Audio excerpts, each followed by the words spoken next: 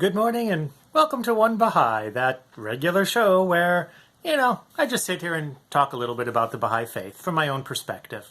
It's nothing official, just me, one individual, one Baha'i. So today I wanted to talk about an idea that I've held for a very long time. It's this concept of, I call it macro-micro. What works on one level works on another level. Some people call it as above, so below. It's all the same idea. Now, I find it in the writings a lot. It may not be stated quite that way, but the idea is there to me. I remember years ago, my wife and I, well, she wasn't even my wife at that point. We weren't even thinking of getting married by that point.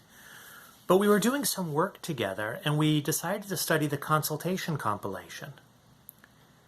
Now, as I'm sure you know, virtually every quote in there is about how an assembly consults with the body of the community.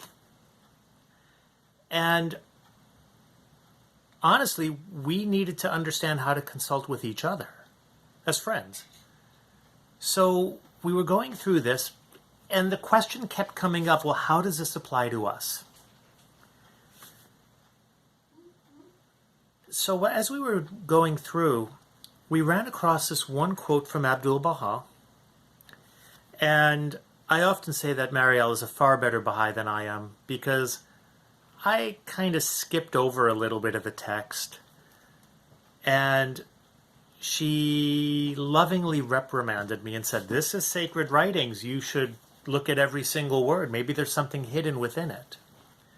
Now, up until this point, we had already been talking about this idea of macro-micro, but we weren't really sure that we were defended in this until we came across quote number 10. It begins, the first condition is absolute love and harmony. Now, as the quote goes on, Abdul-Baha does something that we see in the writings a lot. You often run across phrases like the fruits of one tree, the leaves of one branch, the this of one that, the that of one this.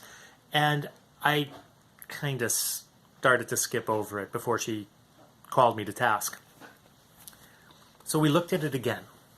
And what Abdul-Baha says is, for they are the waves of one sea, the drops of one river, the stars of one heaven, the rays of one sun, the trees of one orchard, the flowers of one garden. And with her usual gift of insight, she pointed out that they were pairs. The waves of one sea, the drops of one river. The stars of one heaven, the rays of one sun. The trees of one orchard, the flowers of one garden. Water, light, produces life. Abdul-Baha goes from the big to the small. And all of a sudden we felt justified in taking all of these quotes and applying them to two individuals. At that point we also started to ask another question, which was, what is the micro version of an assembly? So we kind of realize you have the institution of the assembly, the individual members of the community, and the community as a body.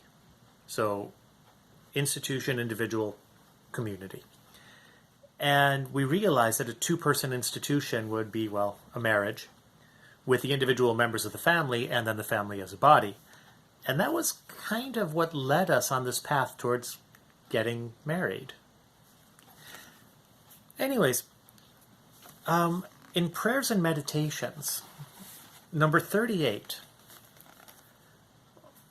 Baha'u'llah also says, wishing to reveal thyself, he says of God, thou didst call into being the greater and the lesser worlds. So again, there was this idea for me of macro-micro. And he goes on And he talks about, thou didst raise him up to occupy thy throne before all the people of thy creation. He's referring, capital him, so he's referring to the messengers of God. Thou didst enable him to unravel thy mysteries and to shine with the lights of thine inspiration and thy revelation. And he goes on and talks about the station of the messenger of God. And it occurred to me that as the messenger of God is the micro version of God, the way that they teach humanity, we are, in a sense, the micro version of a messenger of God. The message that we deliver is not flawless, it's not perfect, it's often tainted by our own ideas, which is why we go back to the capital M manifestation. But you know, Baha'u'llah also says that God has the finger on the pulse of mankind. Well, as teachers of the faith, we too need to have our metaphorical finger on the pulse of the people we're teaching. We need to be aware of what it is they need. You know, Baha'u'llah often refers to himself as the divine physician. So when we're teaching, we need to listen to the person that we are teaching, as Baha'u'llah says of Abdul-Baha. Because, you know, when you go to the doctor, you don't just walk in and they prescribe medicine. No. They take your pulse. They take your temperature. They take your weight. They listen to your vitals. They listen to what your body is telling them. So this idea of macro-micro also works on that level to me. Now, for some reason, I have Promulgation of Universal Peace, pages 68 and 69 marked in my book, and I don't remember why. Let me see.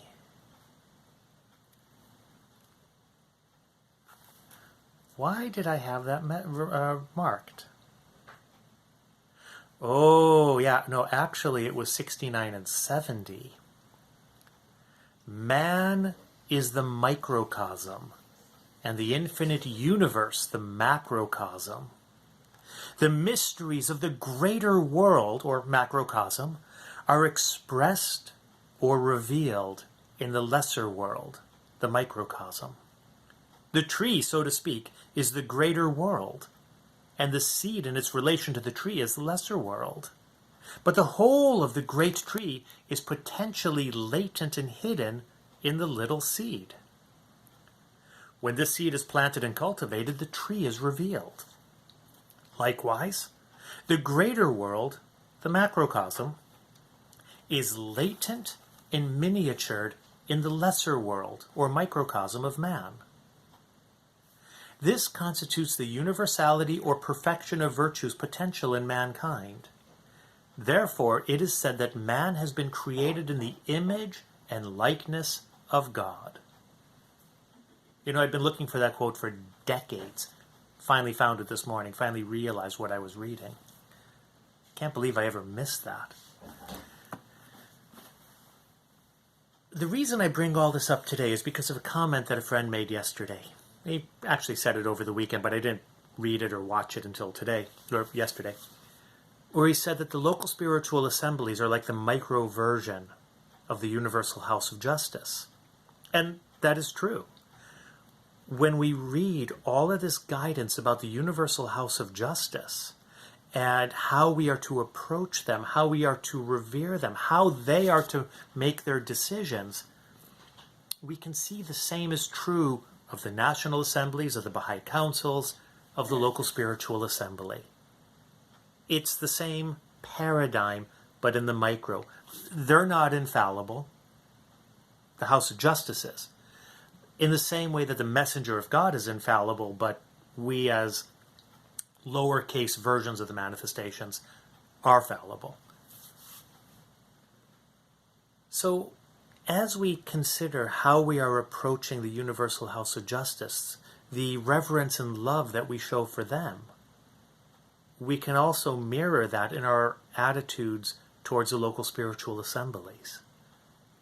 And I found that a very beautiful concept, a very beautiful awareness and an idea. And I just wanted to share just a tiny little bit about macro, micro today. I talk about it a lot. You've heard me mention it in relation to the attributes of God found within prayers. Well, the thing is that this idea spreads all across the writings. So that was really all I wanted to share today. Thank you very much for joining me. Feel free, hit like, subscribe, share, whatever. I'm very casual about it. In the meantime, enjoy your weekend. We'll talk on Monday.